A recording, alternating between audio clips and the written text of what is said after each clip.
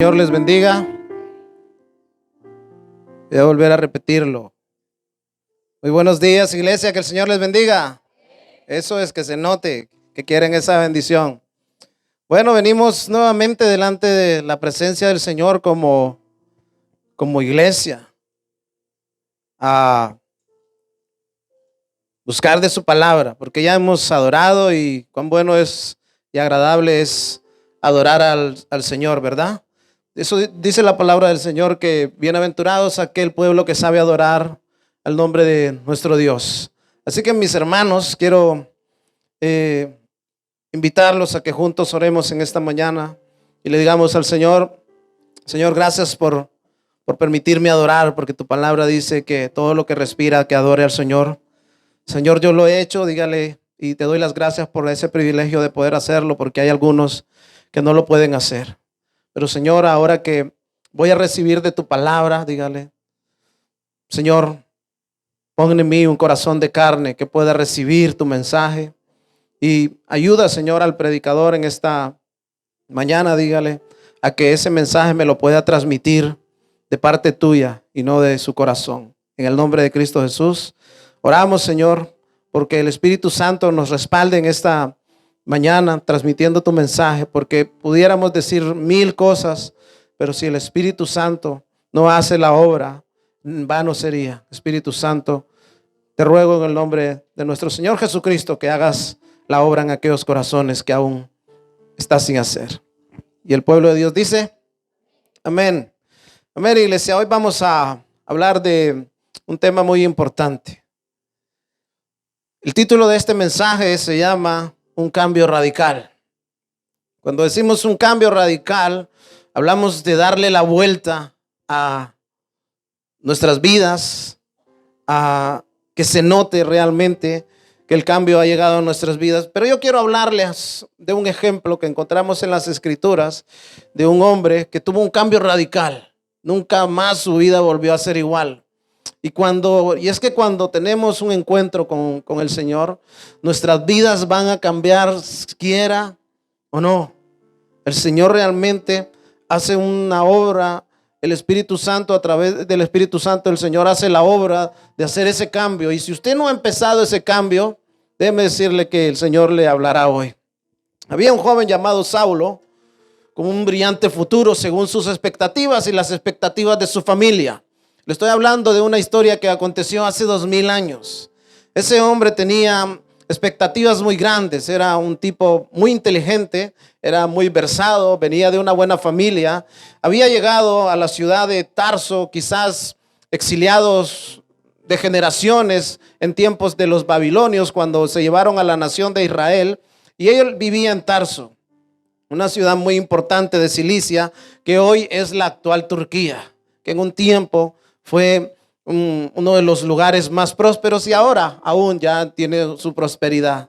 Este hombre llamado Saulo nació en Tarso y tenía nacionalidad romana. En aquellos tiempos el gobierno romano gobernaba esos lugares. Y déjenme decirles que si usted ha escuchado hablar acerca de tener la ciudadanía más importante, como puede ser la ciudadanía norteamericana, déjeme decirle que la ciudadanía romana era como 20 veces más poderosa que la ciudadanía norteamericana. O sea que imagínese usted, la ciudadanía de ese tiempo, el que tenía el pasaporte o el documento de Roma, ese tenía las puertas abiertas donde quiera que fuera. Tenía muchas consideraciones e incluso la ley no era igual para él.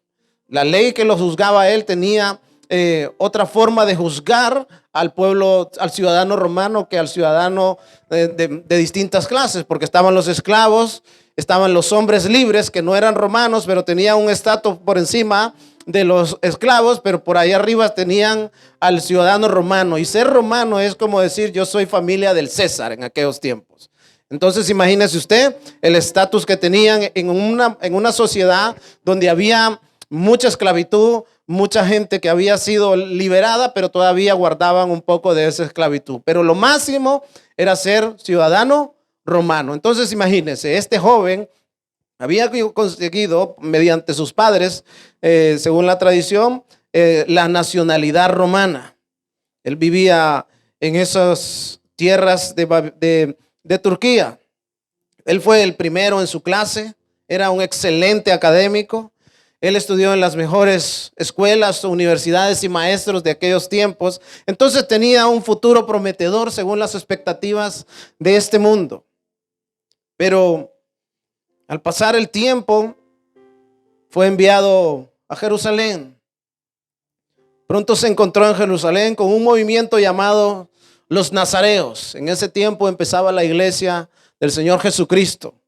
Y para él fue un choque muy grande porque todo lo que él había aprendido desde pequeño, todo lo que él había estado estudiando, estos hombres hoy estaban, para él amenazaban su cultura, amenazaban sus tradiciones y amenazaban su fe. Entonces él se encontró con estos hombres predicando y se encontró con un joven llamado Esteban, el cual hizo una gran predicación. Nos vamos a Hechos de los Apóstoles en el capítulo 7, pero déjeme decirle acerca de este hombre. Este hombre tenía sus ambiciones, él quería llegar a ser un buen líder judío. Déjeme decirle que para poder llegar a tener un estatus entre los fariseos, él tendría que haber estado comprometido o casado. Recuérdese que ahora él se encuentra en Jerusalén, pero sus orígenes son de Tarso. Su nacionalidad y su tierra es aquella, pero su corazón está en Jerusalén. Quizás tenía, algunos estudiosos eruditos apuntan a que él tenía quizás esposa, y a su regreso, cuando él se encontró con Jesucristo, su vida cambió. Pero algo pudo haber pasado acerca de su familia. Lo vamos a ir viendo. Entonces ahora miramos a este joven con esa carrera prometedora, encontrándose con la iglesia. En Hechos de los Apóstoles 7, echándolo fuera de la ciudad, comenzaron. En el versículo 58, le voy a leer la narrativa. Echándolo fuera, ¿a quién? A Esteban, que les había predicado y les había anunciado acerca de lo que ellos habían hecho con nuestro Señor Jesucristo. Echándolo fuera de la ciudad, comenzaron a apedrearlo. Y los testigos pusieron sus mantos a los pies de un joven llamado Saulo. En el 59, mientras lo apedreaban, Esteban invocaba el nombre del Señor y decía: Señor Jesús, recibe mi espíritu. Cayendo de rodillas, clamó en alta voz: Señor, no les tomes en cuenta este pecado. Habiendo dicho esto, murió. Estas fueron las últimas palabras que Saulo escuchó de este joven cristiano que fue apedreado por predicar el evangelio. En el capítulo 8 miramos a este joven. Saulo estaba de completo acuerdo con ellos. Saulo estaba de completo acuerdo con aquellos que estaban apedreando a aquel joven Esteban. Este joven con esa carrera prometedora, según las expectativas de este mundo, le recuerdo, se había encontrado con la iglesia. Ya no era solo aquel joven estudioso, dominador de varios idiomas, sino que ya era un hombre que consentía matar a los demás. En aquel día se desató una gran persecución en contra de la iglesia en Jerusalén, y todos fueron esparcidos por todas las regiones de Judea, Samaria, excepto los apóstoles. Algunos hombres piadosos sepultaron a Esteban y lo lloraron a gran voz. Lloraron a gran voz por él. Pero Saulo, mírelo y léalo conmigo. Pero Saulo, ¿hacía qué? Estragos en la iglesia. Entraba de casa en casa y arrastrando a hombres, a mujeres, los echaba en la cárcel. Saulo se había convertido en un joven ambicioso, pero esta vez se había convertido en un joven despiadado. Perseguía a la iglesia, no importaba si habían niños, si habían mujeres embarazadas, lo que fuera. Él, en su celo por lo que él entendía por fe, estaba haciendo lo que era desagradable ante los ojos de Dios. Su vida había cambiado. Sus expectativas seguían iguales. Él quería acabar con la iglesia del Señor Jesucristo. Pero ese joven, celoso de la ley, se encontró con aquel que lo cambiaría todo. Aquel que cambiaría su vida y traería un cambio tan radical, que ese es el título de este mensaje: un cambio radical en nuestras vidas. Necesita el mundo un cambio radical, porque aunque este joven venía de una buena familia, tenía grandes estudios, estudiaba a los pies de los mejores maestros de aquel tiempo, tenía una carrera prometedora en el judaísmo. Más adelante este hombre va a decir: todo eso era pura basura. Todo eso lo tengo como que si no vale nada. Fíjese bien, si nosotros llegáramos a comprender lo que Pablo comprendió, escúchenme, nos vamos a encontrar todos en el reino de los cielos. Vamos a pasar al capítulo 9. Acuérdese que la misión de Saulo ya no era ser uno de los más altos intelectuales, sino uno de los más altos carniceros y perseguidores de la iglesia. Saulo, respirando todavía amenazas, Hechos 9, Saulo todavía respirando amenazas y muerte contra los discípulos del Señor, fue al sumo sacerdote y le pidió cartas para las sinagogas de Damasco para que si encontraba algunos que pertenecieran al camino, recuerde que en aquel tiempo le llamaban los nazarenos o los del camino, tanto hombres como mujeres, los pudiera llevar a todos a Jerusalén. Y mientras viajaba, al acercarse a Damasco, de repente resplandeció alrededor una luz del cielo. Mientras Pablo iba con sus intenciones de acabar con la iglesia, de repente se encontró con un resplandor del cielo. Y dice el versículo 4, al caer en tierra oyó una voz que decía: Saulo, Saulo, ¿por qué me persigues? ¿Quién eres, Señor? Respondió Saulo. Preguntó Saulo. El Señor le respondió: yo soy Jesús, a quien tú persigues. Levántate y entra en la ciudad y se te dirá lo que debes hacer. Los hombres que iban con él se detuvieron atónitos, oyendo esa voz, pero sin ver a nadie. Saulo se levantó del suelo. Aunque sus ojos estaban abiertos, no veía nada. Llevándolo por la mano, lo trajeron a Damasco y estuvo ahí 3 días sin comer ni beber. Entonces ya tenemos a Saulo, el perseguidor, ya tenemos al joven Saulo en 3 etapas de la vida. Lo tenemos como Saulo, el joven con una carrera prometedora, pero ahora tenemos a un Saulo despiadado, perseguidor de la iglesia, encontrándose con Jesucristo. Y Jesús le sale al encuentro y le dice: ¿por qué me persigues? Porque la palabra del Señor dice que cualquiera que se meta con uno de sus pequeños, hágase entender, con uno de sus hijos, se mete con el mismísimo Rey de Reyes. Entonces nosotros, dice la palabra del Señor, que cuando venimos a Cristo, a los que recibieron, les da la potestad de ser hijos de Dios. Cambiamos de estatus. Pablo tenía una ciudadanía romana, pero ahora tenía la ciudadanía del cielo, la que usted y yo tenemos si tenemos el Espíritu Santo de Dios morando en nuestros corazones. ¿Cuántos dicen amén?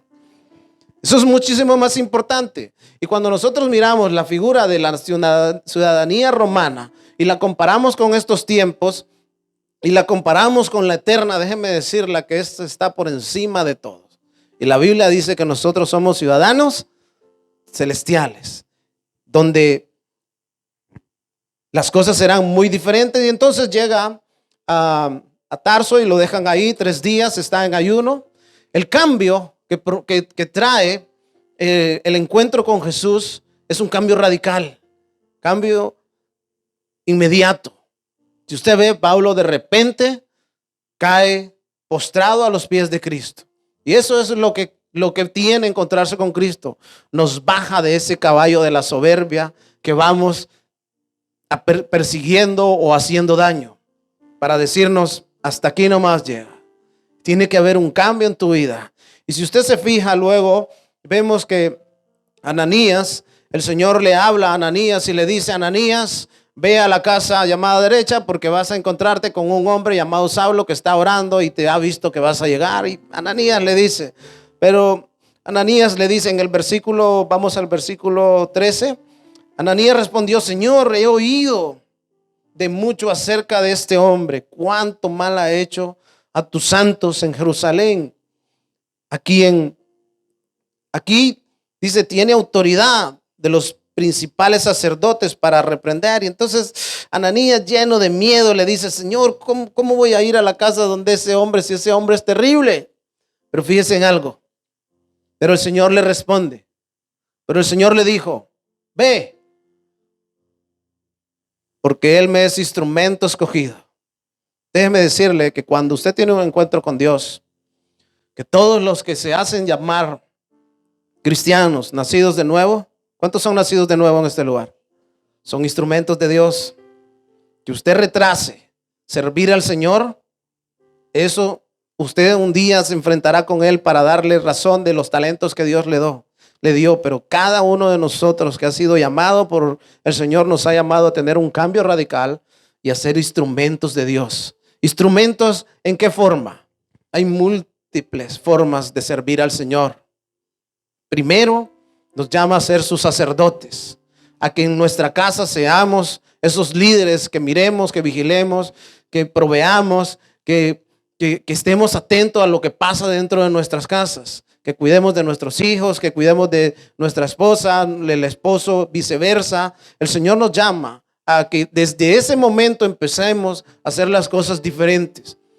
Aquel que antes se emborrachaba, ya no camina en borracheras. Hay un cambio radical. Yo creo que usted ha tenido la oportunidad, y si no, pues ya le contaré acerca de si no me conoce. Pero yo creo que aquí la mayoría me conocen del instrumento que yo era antes, pero del enemigo y no del Señor. El Señor trae cambios radicales. Perfección a nuestras vidas la alcanzaremos solo cuando estemos en la gloria del Señor. Pero habrá un cambio y se tiene que denotar un cambio. Su vida ya no volverá a ser igual. Aquel que caminaba haciendo daño por todos lados, ese ya no lo vuelve a hacer más. Y si lo hace por error, pero siempre corre a intentar arreglar el asunto. Así que recuerde, hay cambios radicales. El Señor nos libera de muchas ataduras que tenemos. Y entonces, hermanos, vemos que el Señor le dice en el versículo 15, le dice: pero el Señor le dijo: ve, porque instrumento me es, instrumento escogido para llevar mi nombre en presencia de los gentiles, de los reyes y de los israelitas, porque yo le mostraré cuánto debe de padecer por mi nombre. Entonces Ananías obedece al Señor. Dice la palabra del Señor que Ananías llega y obedece al Señor. Se encuentra con Saulo. El joven se convierte a Cristo, pero déjenme decirle que también se convierte en un traidor para los suyos. Cuando Saulo se convierte a Cristo, ya deja de hacer lo que hacía antes. Ya no camina con los que caminaba antes. Es más, cambia radical. Iba hacia Damasco en persecución, pero ahora va en evangelización. Ese joven se convierte en un traidor de su casa. A partir de ahí su vida jamás sería igual. Saulo llegó en un momento de su vida. Saulo llegó en un momento en su vida donde ya no era ni aceptado aquí ni aceptado allá.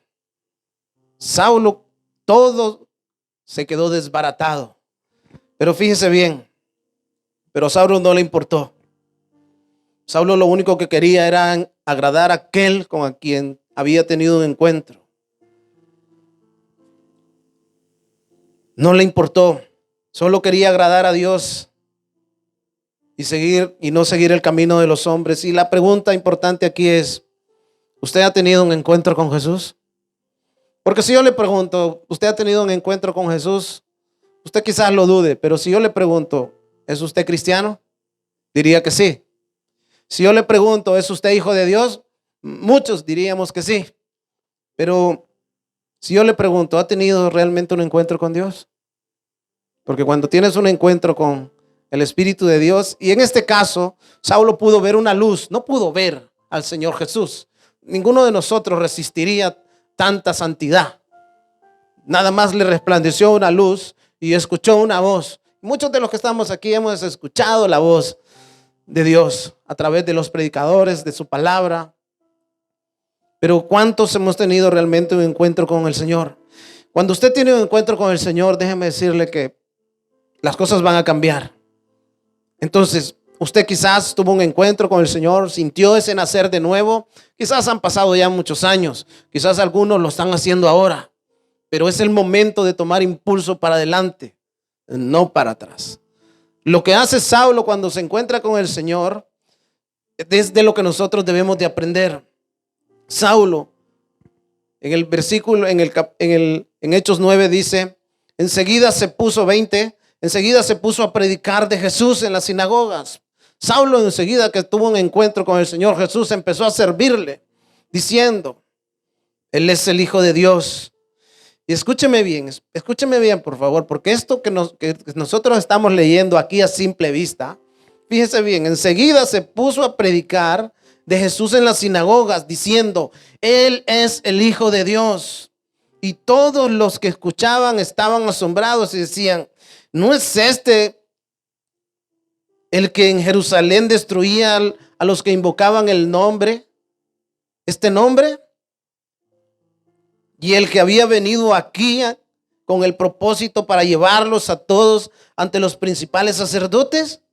Pero Saulo seguía fortaleciéndose y confundiendo a los judíos que habitaban en Damasco, demostrando que Jesús era el Cristo. Saulo, a través de las escrituras, les enseñó que allí hablaba de Cristo y que Él era el que iba a venir y que era el siervo sufriente. Fíjense bien, pero aquellos judíos estaban asombrados y decían, ¿pero qué ha pasado con este tipo? ¿No era este el que los perseguía? Ahora está hablando bien de ellos. Hubo un cambio. La gente empezó a ver un cambio. No solo estamos hablando nosotros. Los judíos de ese tiempo lo empezaron a ver ese cambio. Después de muchos días, los judíos tramaron, ¿qué? Léalo conmigo. Versículo 23, deshacerse de él. O sea, Saulo se había convertido en el peor de los traidores, porque ya no solo se les había dado vuelta, sino que más bien se les había unido a ellos. Entonces lo que los judíos no toleraban, por las cosas que los judíos no toleraban a Saulo, es de que Saulo pertenecía a ellos y los había traicionado su cultura, había traicionado su familia. Imagínense lo que pensaban sus papás, quizás si tenía esposa o si tenía novia o una prometida, pensaban, pero ¿qué le ha pasado a este tipo? ¿Cómo es que ahora nos viene con esas herejías? Y fíjense bien, pero dice, después de muchos días los judíos tramaron deshacerse de él, pero su plan llegó al conocimiento de Saulo. Ellos lo esperaban en las puertas y lo tuvieron que bajar por una canasta, dice. Intentaron matarlo, pero sus discípulos lo tomaron de noche y lo sacaron por una apertura en una muralla, bajándolo en una canasta. Saulo en pocos días ya tenía discípulos, ya había llevado el evangelio. Cuando nosotros venimos a Cristo, esto es una cosa que todo el mundo da testimonio, hermano. Cuando usted se convierte a Cristo, ¿habla de quién? De Cristo. Y ahí empieza a llenarse de enemigos. Y dicen, no, todo el tiempo estás con eso. Pablo enseguida que se encontró con el Señor, empezó a predicar. Y entonces, pero Saulo tenía conocimiento. Él conocía la Torá del Viejo Testamento, los profetas y todas esas cosas. Él podía hacerlo con perfección. Ahora, cuando usted se convierte a Cristo, ¿qué es lo que tiene que hacer? Buscar el conocimiento para poder transmitirlo. Pero no podemos nosotros intentar llevar un conocimiento que desconocemos. Por eso necesitamos discipularnos, necesitamos estudiar la palabra del Señor. Mi esposa hace un momento acaba de repetirles que tenemos los grupos de estudio. Es fantástico, tenemos unos estudios que tienen una buena formación, le van a ayudar a entender y quizás le van a ayudar a que usted también pueda transmitir. De eso se trata. Pero imagínense, pasan los días, pasan los meses, semanas, y pasa el tiempo y usted no ha cambiado. Sigue con la misma actitud. Siempre sigue la vanidad, que es de lo que vamos a hablar más adelante, acerca de lo que este Pablo le va a escribir a la iglesia de los filipenses y les va a decir, tienen que renovar ese pensamiento. Tienen que empezar a actuar de diferente manera, porque no es posible que continúen con la misma forma de vivir que antes. Entonces nosotros entendemos que cuando tienes un encuentro con el Señor, viene el cambio. Los judíos lo persiguen, lo quieren matar, él se ha convertido en un traidor y Saulo regresa a Jerusalén. Cuando Saulo llegó a Jerusalén en el 25, trataba de juntarse con los discípulos, pero le temían. O sea, Pablo ya no podía estar con los judíos porque él era un traidor. Pero los discípulos de Jesús, a los cuales él perseguía, le tenían miedo, le huían. Cuando decían, ahí viene Saulo, no querían saber nada, porque quizás muchos podían llegar a pensar, no, este tipo lo que viene es a infiltrarse para llegar hasta toda la comunidad nuestra y meternos a la cárcel. Está mintiendo, está haciendo un papel y todo ese tipo de cosas. Entonces, para ese joven promesa, las cosas habían cambiado. En muchos momentos se sintió perseguido, desolado y todas esas cosas. Y esas son cosas que nosotros como cristianos, en algún momento de nuestra vida vamos a pasar. Si usted tiene un cambio radical en su vida, deja de hacer lo que estaba haciendo, ya no continúa con sus amistades, quizás con sus viejos negocios, con su forma vana de vivir, las personas con las que usted se llevaba ya no van a querer estar con usted porque van a decir, ya viene este santurrón y todos esos rollos. Ya no va a ser agradable, pero déjenme decirle algo.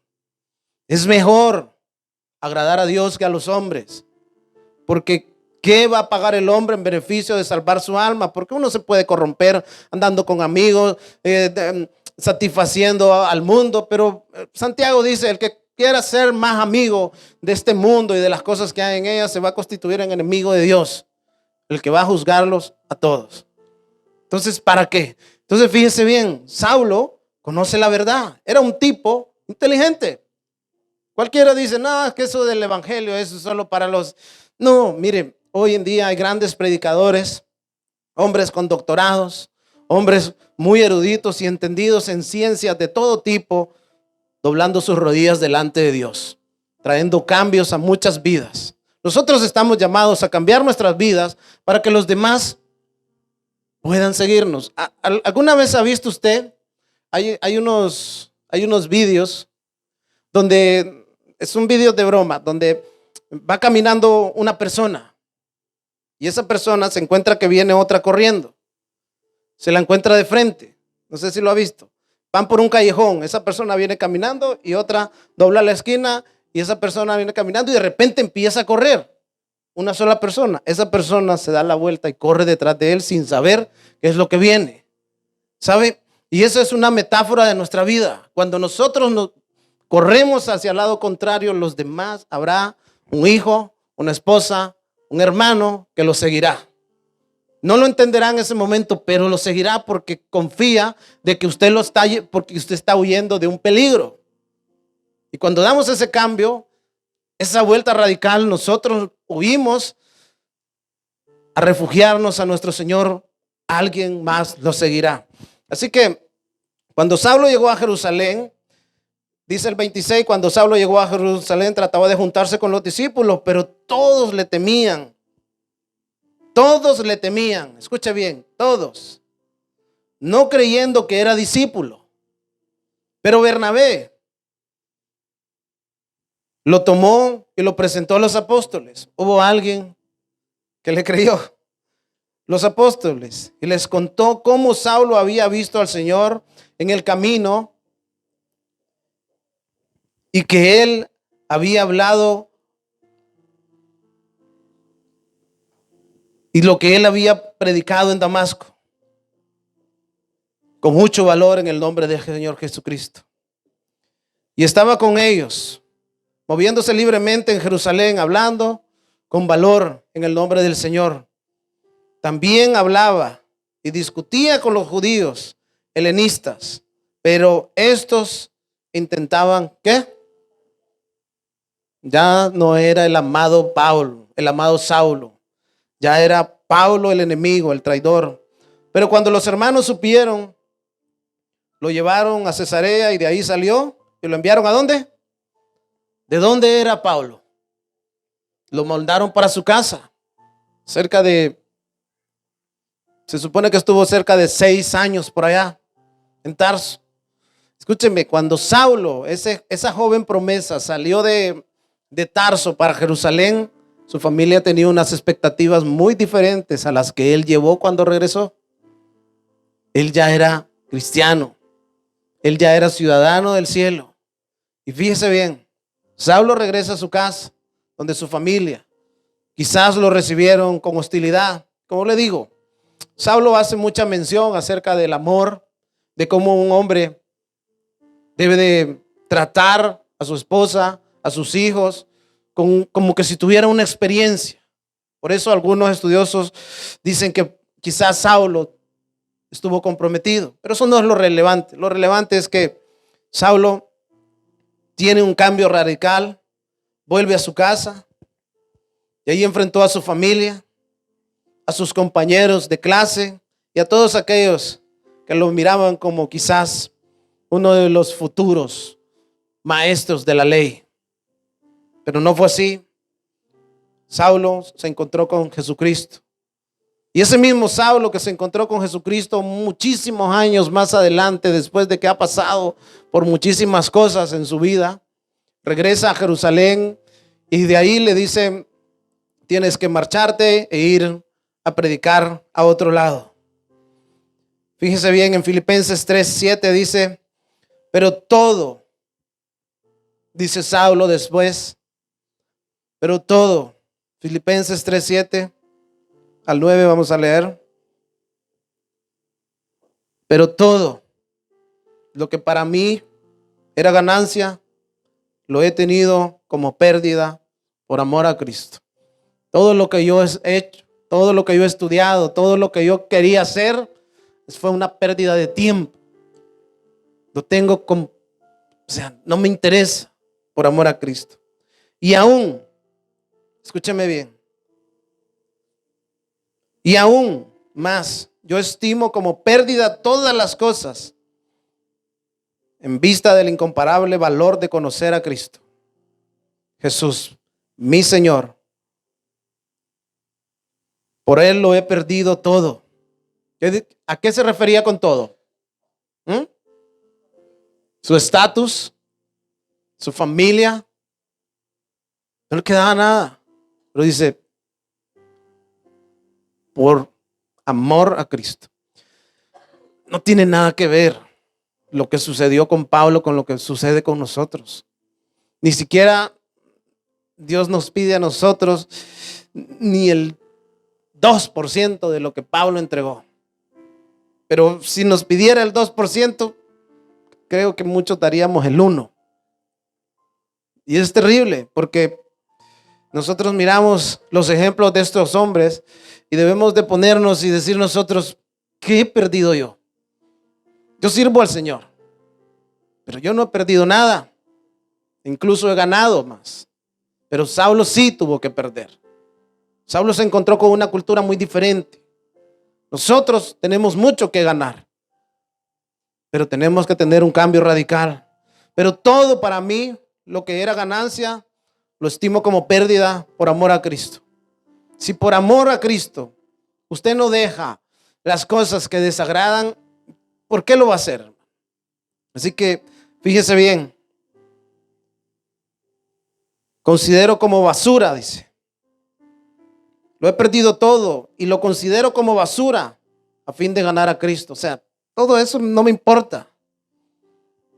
Y ser hallado con Él, no teniendo mi propia justicia derivada de la ley, sino la que es por la fe en Cristo. La justicia que procede de Dios sobre la base de la fe. Entonces Saulo llegó a la conclusión: no, todo eso no era nada. Mi pregunta es: ¿hubo un cambio en su vida, en la vida de Saulo? Lo podemos ver. La joven promesa que tenía las expectativas altas y que llenaba las expectativas de su papá, de su mamá, había decepcionado a toda su familia. Pero dice Saulo: no me importa. Para mí lo importante es, y para nosotros, ¿qué es lo importante?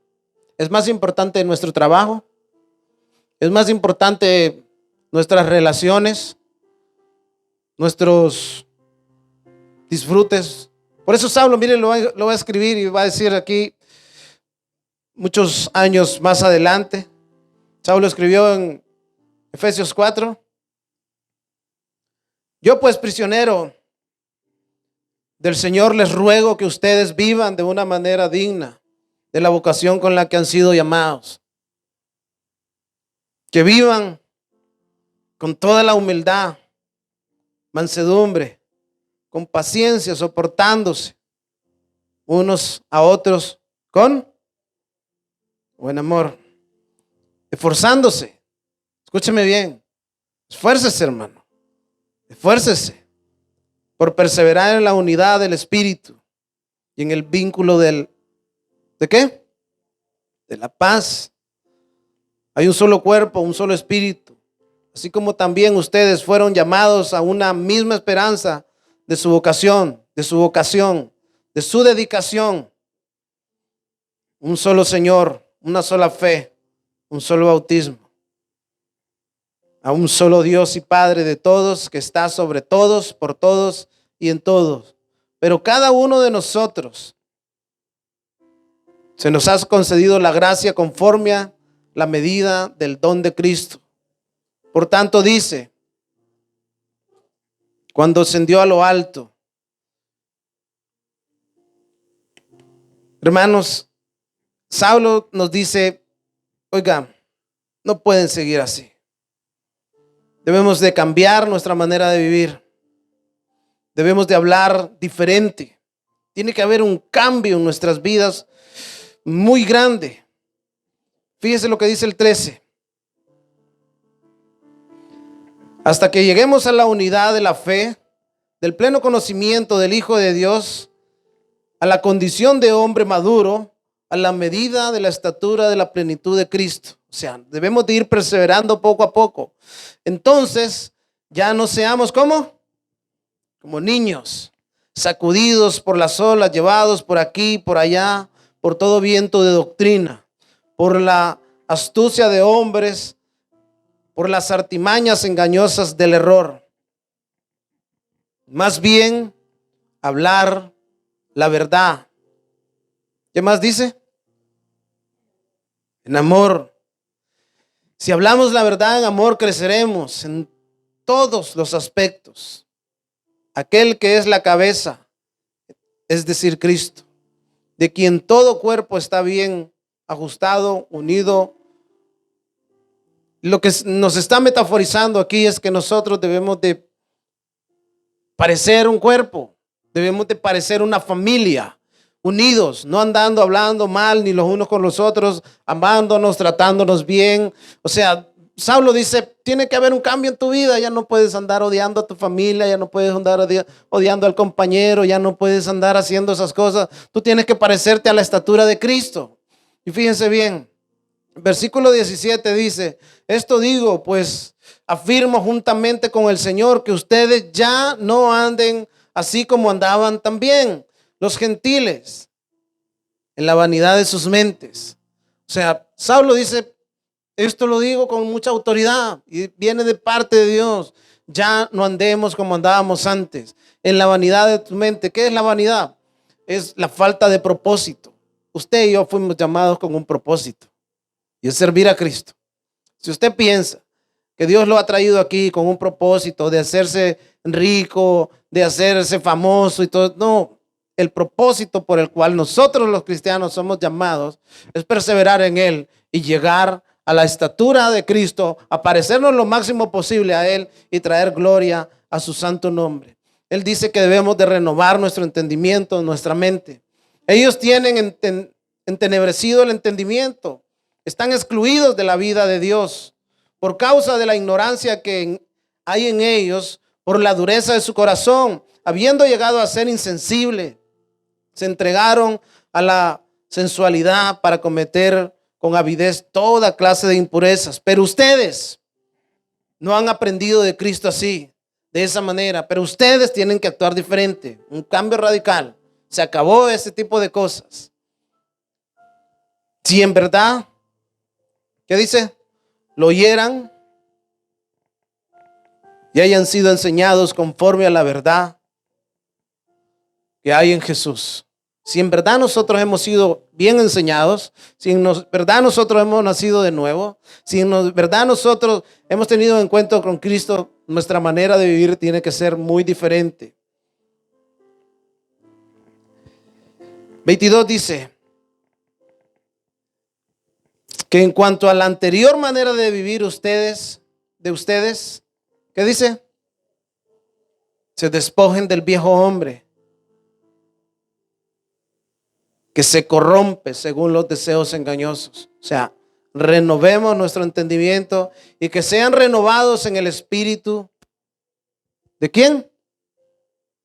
Seamos renovados, porque si nosotros no cambiamos nuestra manera de pensar, vamos a seguir actuando igual que siempre, igual que siempre. Renovémonos nuestra manera de pensar, nuestra mente, y pensemos como Cristo quiere que pensemos. Y vístanse del nuevo hombre, el cual es la semejanza de Dios y ha sido creado en justicia, santidad y la verdad. Lo que está diciendo es: vuelvan al estado original del Edén, como fue creado Adán, sin malicia. Fíjense bien. Dice: por lo tanto, dejando a un lado las falsedades. Cambio radical viene aquí, hermano. ¿Dejando qué? Dejando la falsedad. Tenemos que ser sinceros. Nada de andar fingiendo. Dejando de un lado las falsedades. Hablando con verdad cada cual con su prójimo. Porque somos miembros los unos de los otros. En Zacarías 8:16 dice: estas son las cosas que deben hacer. Digan la verdad unos a otros. Juzguen con verdad y con juicio.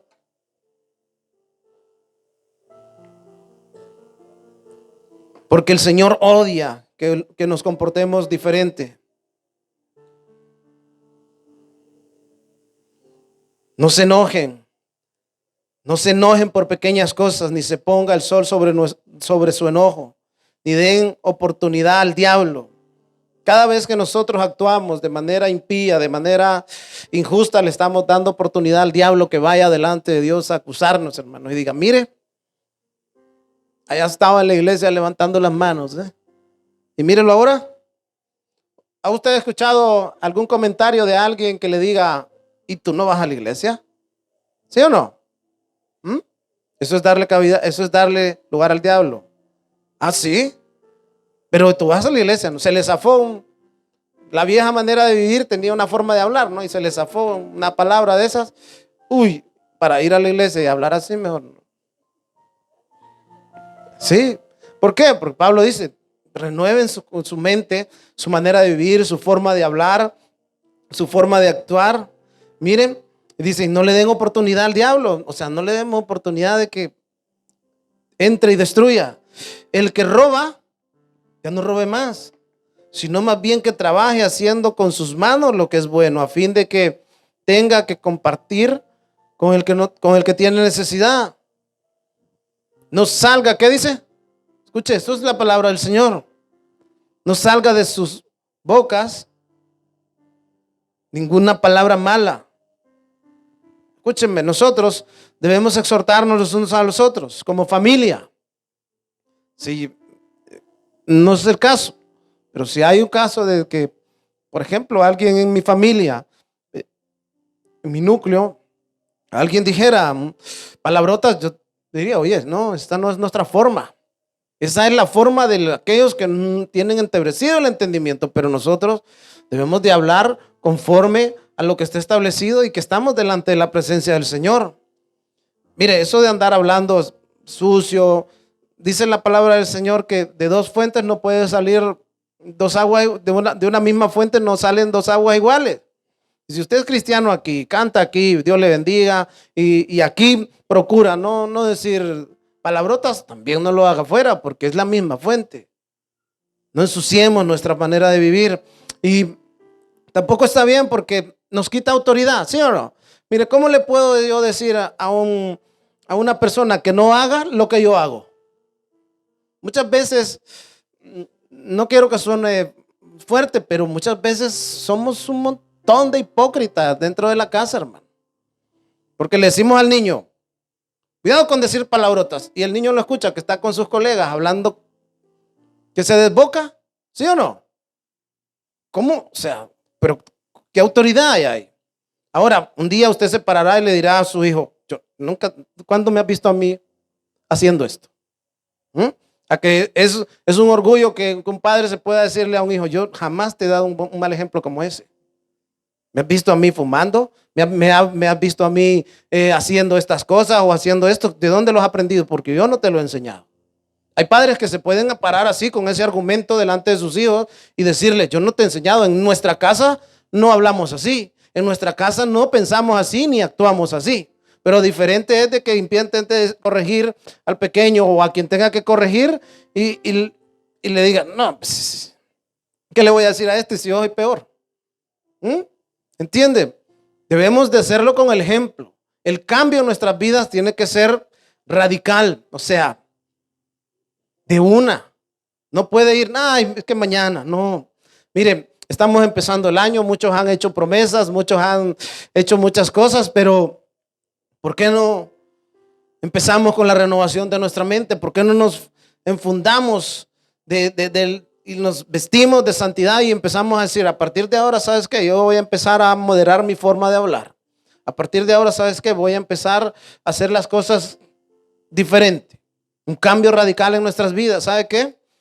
Cuando los primeros cristianos del primer siglo se encontraron con el cristianismo, tuvieron cambios radicales. Era tan radical el cambio que no le importaba que los llevaran y los metieran a los leones, hermano.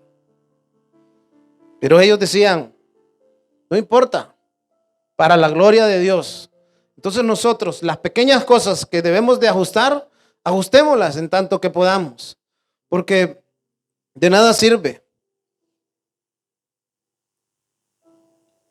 que escuchemos y no practiquemos.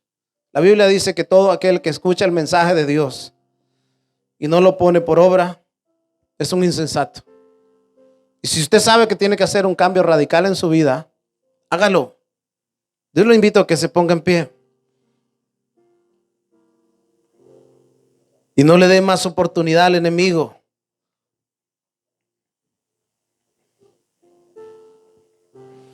Versículo 30 dice, no entristezcan al Espíritu Santo de Dios, por el cual fueron sellados para el día de la redención. Yo no sé, de los que estaban ayer, recuerda, el Espíritu Santo de Dios es el sello de propiedad. Cuando venga el Señor Jesucristo dirá, este me pertenece, este tiene el sello de mi propiedad, me lo llevo. Pero aquellos que no se encuentren con ese sello o que lo hayan borrado de tantas blasfemias o de no cambiar su comportamiento, dice la palabra del Señor, no habrá redención. Sea quitada de ustedes toda, léalo conmigo el 31. Hay que hacer un cambio radical en esa amargura, hermanos. Toda amargura, todo ese enojo, esa ira, esa gritolera que se la lleva en la casa, va entrando por la casa y ya empieza con la gritolera. Yo sé que aquí no hay mujeres así. ¿A qué no, hermanas? ¿Ah? No. Mire, recuerde, quítese, sea quitada de ustedes toda, ¿qué? Léalo conmigo, fuerte. Toda amargura, todo enojo. No vaya tan rápido que se la puede saltar y luego va a decir, ay, que no le puse atención al mensaje de eso. Y hermanos, a ver, hay hijos en este lugar, levanten la mano. Levanten la mano. Cuando su mamá llegue con la gritolera, dígale, mamá, ¿te escuchó el mensaje de, cómo es? ¿Qué dijo? Ya quítese eso, cambie esa manera. Y cuando mamá llega el hijo y llega ahí con esa amargura, dígale, ¿qué pasó? Quítese esa amargura, porque mire, hay una cosa que es así, las mamás llegan con la gritolera, los hijos llegan con la amargura, y el papá ¿con qué llega? A ver, hijos, el papá es tranquilo, déjense del rollo. El papá es el más tranquilo, llega ahí, se sienta y espera las quejas que le va a poner la mamá, porque eso sí, ¿sí o no? Entonces fíjese bien, sea quitada de ustedes toda amargura, todo enojo, gritos, insultos. Insultos, no, hombre, no, mire, están los niños, están los hijos, ellos ven, ellos absorben eso. No, si va a arreglar las cosas, dígale, ven, vamos a hablar. Mira, esto no me gusta, esto, hacerlo bien. Y a ver, hermano, hermana, si su esposo pone esa disposición y le dicen, ven acá, quiero hablar contigo. Mira, esto que has hecho no me gusta. No vaya de necia, no vaya de necio y le diga, ay, a mí no me vengas diciendo nada. No, dígale, procuraré hacerlo mejor. Vamos a cambiar, vamos a tener ese cambio radical, que cuando la gente nos vea o vaya a nuestras casas, él vea que el chaval está bien educado también, que no anda ahí con su rollo, que nuestros hijos que sirven, preparan la mesa también, que miren que hay un cambio diferente a aquellos que viven de manera vana. Entonces nos quitamos ¿qué? La amargura, el enojo, la ira, los gritos, los insultos, así como también toda malicia. Mire, cuando dice toda malicia es, deje de andar pensando mal de todo el mundo, hombre. Porque a veces se da que, ay, yo creo vos. Yo creo que será. Y la otra le dice, yo también, fíjate. ¿Sí o no? Quítese toda esa malicia. No, mejor, ¿por qué no la llama? ¿Por qué no lo llama y le pregunta? Fíjate que he visto que te veo un poco triste. ¿Estás bien? ¿Cómo estás? Mira, no. Entonces, quítese toda esa malicia. Den el beneficio de la duda. No. Y si alguien viene y le dice, fíjate que yo creo que, no, fíjate que yo no sé, pero no creo. Preguntémosle mejor. Y entonces empezamos a actuar mejor. Toda malicia, dejar de andar mal pensando, haciendo las cosas como que si alguien, mejor se la hago yo mal antes de que me la hagan a mí. No, eso no. Mire, sean más bien amables unos con otros. Denle la mano al hermano que tiene a su lado ahí, dígale, Dios te bendiga. Sean amables cuando entren aquí, dígale, hey, ¿qué tal? ¿Cómo están? Unos con otros. Mire, eso de la amabilidad es algo hermoso. Si usted llega en la mañana a su trabajo y llega y dice, hola, ¿qué tal? ¿Cómo estás? Mira, buenos días. Mire, si usted no quiere usar la jerga que muchos usan, porque aquello de Dios te bendiga, pero no quiero saber nada de ti. No, llega y, hey, ¿qué tal? ¿Cómo estás? Sonriente. ¿Quiere un cafecito? Invítele el cafecito o lo que sea amable. Y mire, todas esas cosas. Sean amables los unos con los otros. Los unos con los otros. Misericordiosos. ¿Qué quiere decir misericordiosos? Hey, no le tenga en cuenta siempre. Mire, habrá momentos en que alguien entre por esa puerta y le diga a usted o no lo salude o cualquier cosa. Yo, por ejemplo, cuando termina la alabanza me pongo en modo predicador y a veces no saludo a alguno, no me lo tenga en cuenta. Yo le pido perdón, pero a veces me absorbe el mensaje. Sean misericordiosos conmigo, pero también sean misericordiosos con aquellos que les han faltado. Sean perdonadores, perdonándose los unos a otros, así como también Dios nos perdona a nosotros. Miren, nosotros no podemos ir delante de Dios a pedirle sin antes haber recibido el perdón de Dios. Si usted quiere ir delante de Dios a decirle, Señor, por favor, mira, te encomiendo a mi hijo. ¿Cuántos han encomendado cuando sus hijos se van para la calle al Señor? O sí, ¿no? O te encomiendo a mi esposo, a mi esposa, te ruego por él. ¿Cuántos? Mire, sean misericordiosos con aquellos que no conocen de Cristo también. Tengan misericordia porque ¿sabe qué? Ellos se van a encontrar con un juicio muy alto. Y nosotros muchas veces en nuestra impaciencia o nuestra falta de misericordia los estamos dejando que todos transiten por ese lugar que no fue diseñado para el hombre, fue diseñado para Satanás. Así que fíjese bien, perdonémonos los unos a los otros y recuerde, definición de perdón es olvidado está. Si usted viene al hermano y le dice perdóname, o va a su esposa y le dice, o a su esposo y le dice perdóname, mira lo que hice, y usted le dice sí, está diciendo lo borro, no te lo voy a volver a recordar, porque si lo vuelve a recordar, recuerde que el Señor eso no le agrada. Aquel hombre al cual el Señor le había perdonado una gran deuda, no perdonó a su semejante y el Señor vino y hizo justicia. Si perdona, olvida. Repítalo conmigo, si perdona, olvida, pero de verdad, hermanos. Porque si no vas a encontrarte con un problema con el Señor. Así como Dios nos perdonó. ¿En quién? En Cristo. Nosotros encontramos en perdón en Cristo. Porque ninguno podrá acercarse delante de Dios y decirle, perdóname porque yo, mira, esto es, no, perdóname por el sacrificio de Cristo en la cruz. Porque Él derramó su sangre por mí. Amén. Vamos a orar. Padre, te damos las gracias, Dios, por permitirnos en esta mañana estar delante de tu presencia. Dígale, Señor, hay cambios radicales que voy a hacer a partir de hoy en mi vida. No volveré a ser el mismo, la misma, dígale. Hay cosas que estoy haciendo que no te agradan. Escúcheme. La gritería, el enojo, la malicia, el mal pensado, todas esas cosas no le agradan al Señor, no le agradan a su familia, no le agradan a las personas con las que usted convive. Y usted tiene que decirle al Señor, Señora, ayúdame. Ayúdame a tener ese cambio que necesito. A partir de este día, de mañana que llegue mi trabajo, voy a mi casa, donde están mis seres amados, donde están mis padres, mi madre, donde están aquellos que yo tanto amo. Y cuando llegue a mi trabajo voy a entrar con otra actitud mejor, agradecido porque yo pues aún tengo trabajo y puedo ir a traer el sustento para mi familia. ¿Cuántos dicen amén? Ayúdanos, Señor, a tener un cambio radical en nuestras vidas, así como lo tuvo Pablo. Te lo pedimos todo esto en el nombre de nuestro Señor Jesucristo. Dele un fuerte aplauso al Señor y que el Señor los bendiga, los guarde y que tengan una excelente jornada de trabajo. Y salude al hermano que tiene a su lado, iglesia.